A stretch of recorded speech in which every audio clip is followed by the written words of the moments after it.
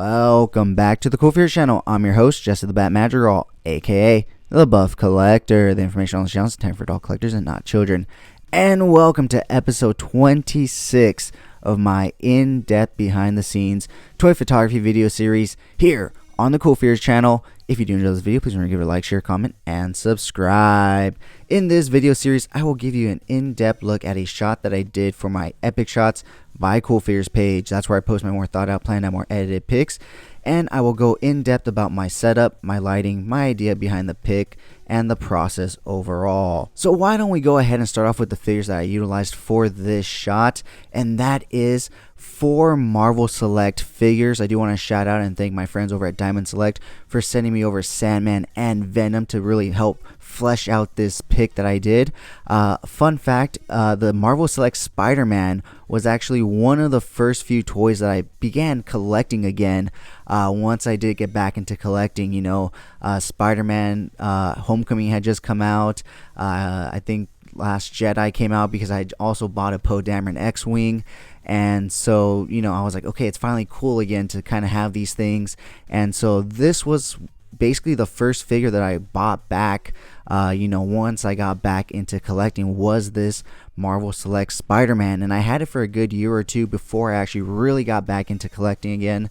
But yeah, this is the one that kickstarted it all. So thank you, Diamond Select, for giving me such an amazing Spider-Man figure, or giving us all such an amazing Spider-Man figure that it made me want to collect again. Like I said, this was one that I bought myself. However, they did provide me with Sandman and Venom recently, and I did also have that Green Goblin in my collection. It's actually a part of a kind of somewhat of a display piece where he actually has Peter Parker roped up, and it's that scene, if you know the animated series, where Osborn figures out who Spider-Man is, and so he has him roped up in his suit, but he's also somewhat in his Spider-Man outfit. It's a really cool figure.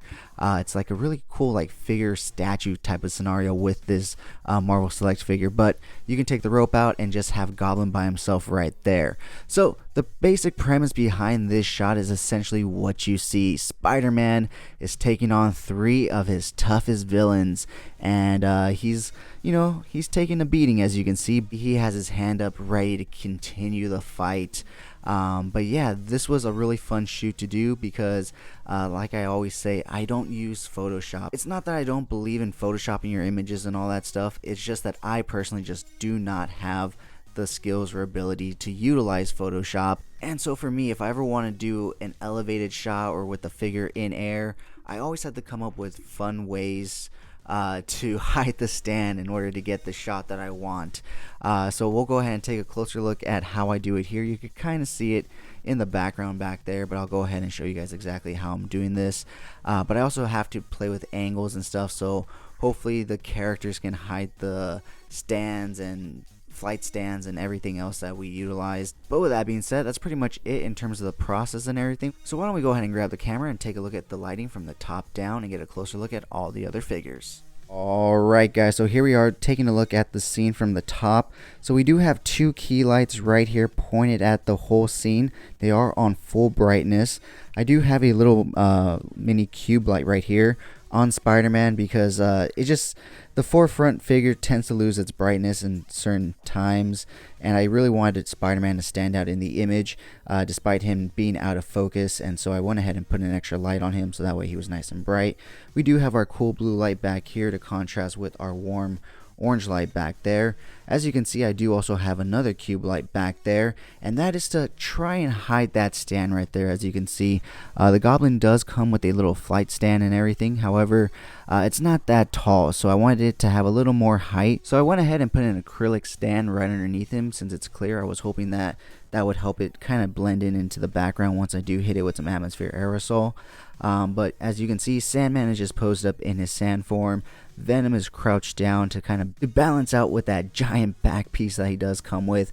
Such phenomenal figures, these Marvel Select ones.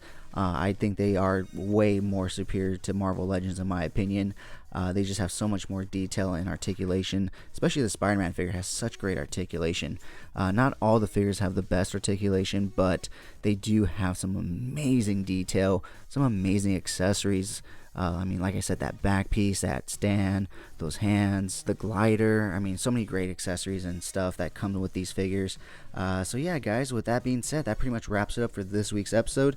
If you guys happen to have any questions about toy photography, leave them down in the comments below, and I'll go ahead and try and answer them to the best of my ability. Now let's go ahead and take a look at the time lapse of me setting up the image, and of course the final shots and edits. With that being said, if you made it this far, type down in the comments below Spidey. That way I know you've made it this far and you're enjoying the content. If you did enjoy this video, please remember to give it a like, share, comment, and subscribe. And as always, have a great fucking day.